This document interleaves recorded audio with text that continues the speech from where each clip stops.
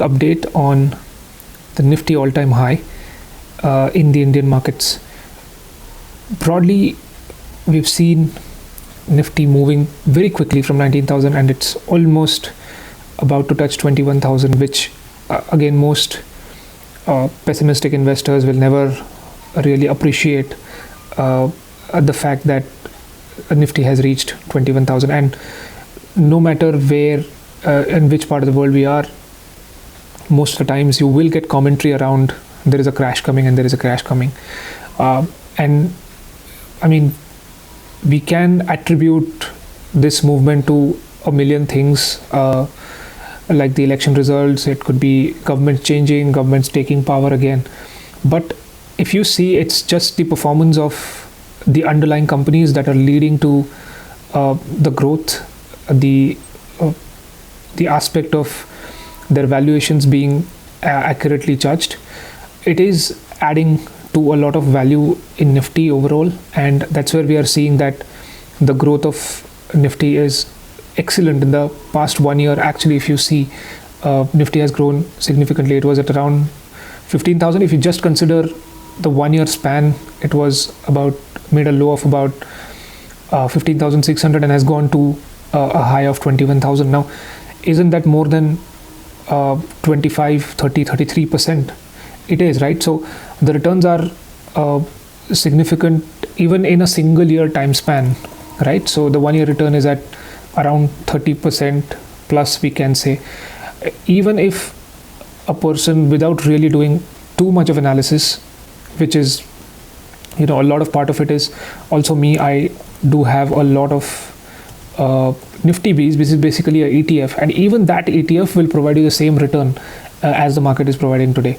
So this is something that that is important, to have simplicity in the way you structure the investments. It does not have to be very complex. It doesn't need quant. It doesn't need any big high fund items which we do not comprehend to, or rather we do not have the time to invest when we are in our working ages. It is very difficult for someone to look at their investments on a day-to-day basis. If someone is an enthusiast, fair enough, they can look at it every week if they do get the time. But most of the people do not find that kind of time in analyzing the markets. So at this all-time high, and I've covered this in one of the previous sessions as well, assessing whether I should have my portfolio intact or should I start being cautious and start booking profit is dependent on a few factors. And it's a very simple way to analyze if the markets have heated up and is it going too much into the overruns.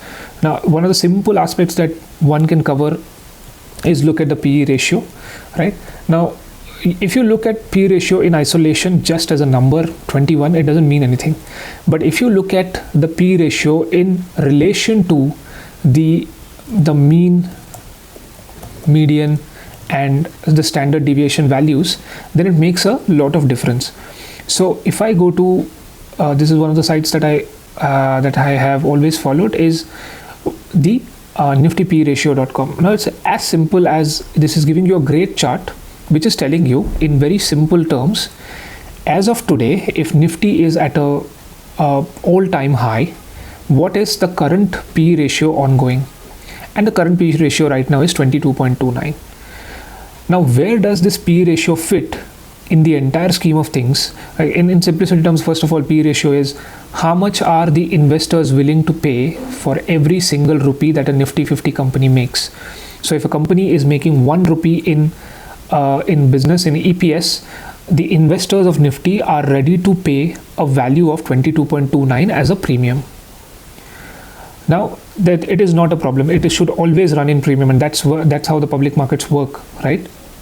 The premium is always for the value that a company can create, has created, or has the potential in terms of earnings.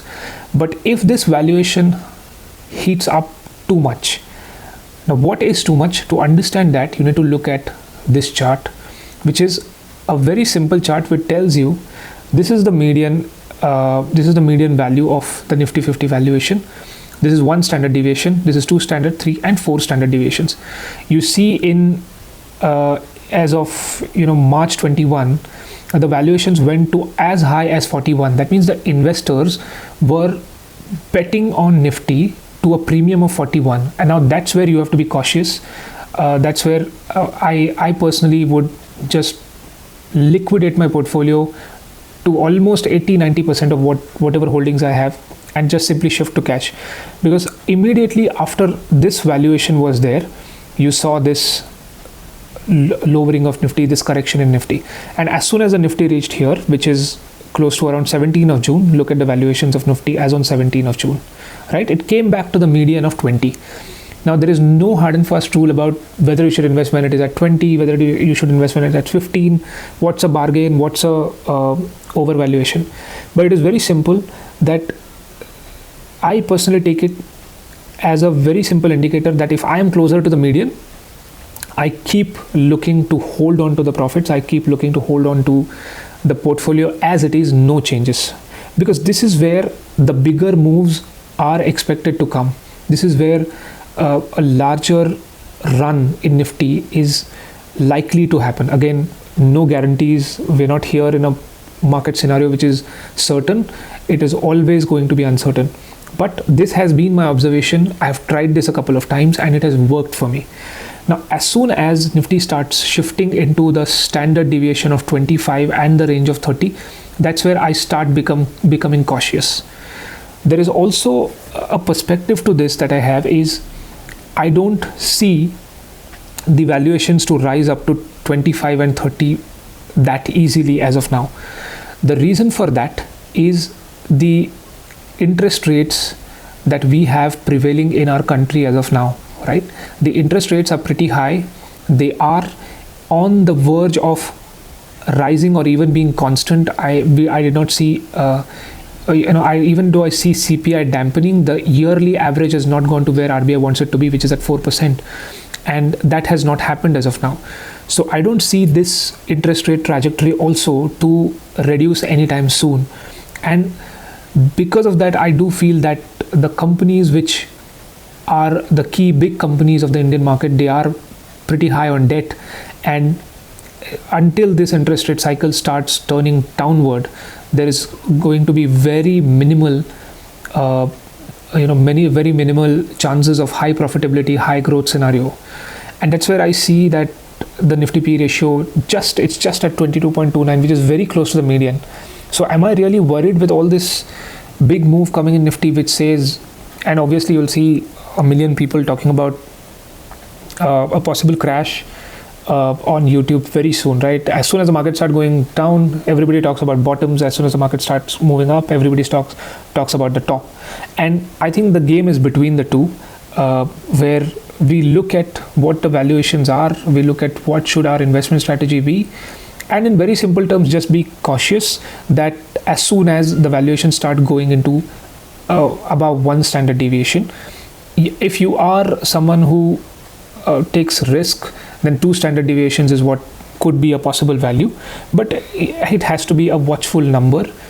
And most important in all of this, what kind of stocks do I look for? I look for only those stocks which are lower in valuation.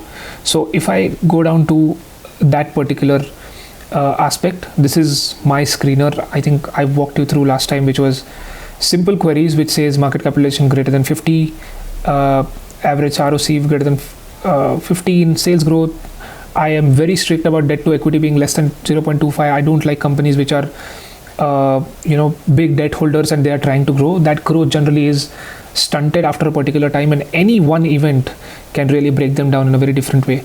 The price to earning right now is less than the industry P. I love companies which are deviating a lot from the industry P on the positive side.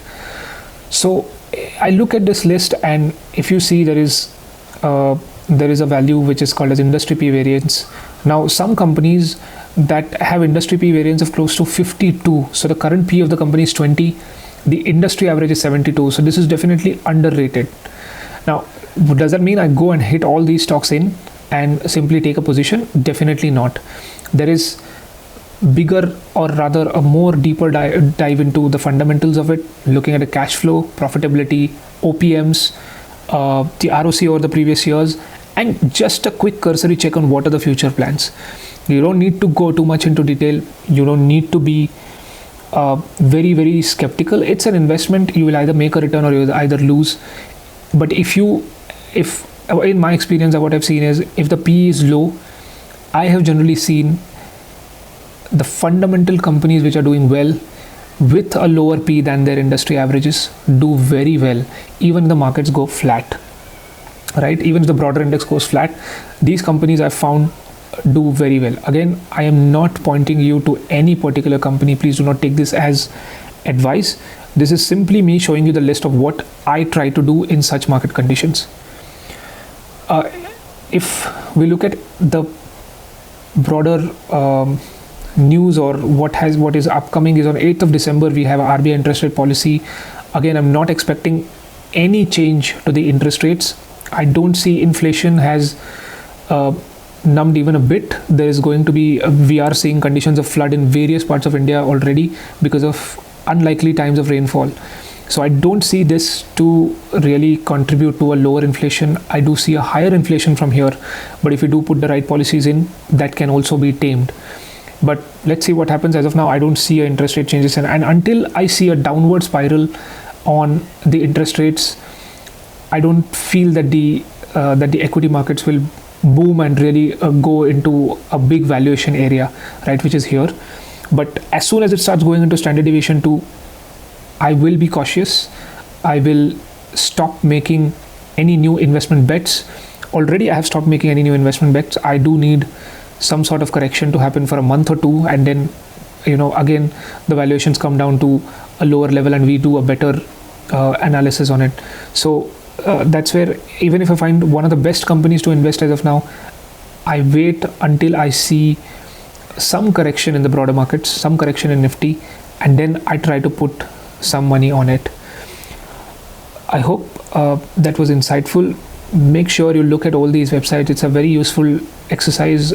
Maybe do it as a simple step procedure, as simple as that. Check the Nifty50 levels, check for P ratio, and compare it with the median. It's available freely these days. Data is just available anywhere for you, but you should know how to look at it, and then just create a personal stock screener that suits your ideas, right? And none of the ideas are a recommendation from me, right? So this is broadly the plan that I act on.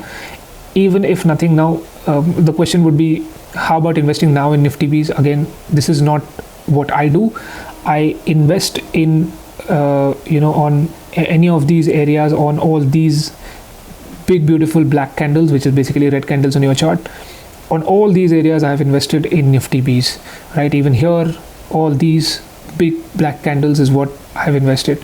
Once it has moved in my direction, I've invested here and here as well, and today I'm reaping a good amount of returns. So it's a basic fundamental that you don't buy on valuations that are very big, or rather are very overrated, right? With that, I hope this kind of provides you a path to move forward with, because at Nifty at such all-time highs can be scary, but that's how I handle my scary aspect without really panicking about the profits around it, or without really panicking about whether a crash is coming. I watch the P ratio very closely, and that helps me to or be sleep well at night with my portfolio being kept as it is. I hope this was insightful. Until I speak to you next time, I wish you good luck and good investing. Bye-bye.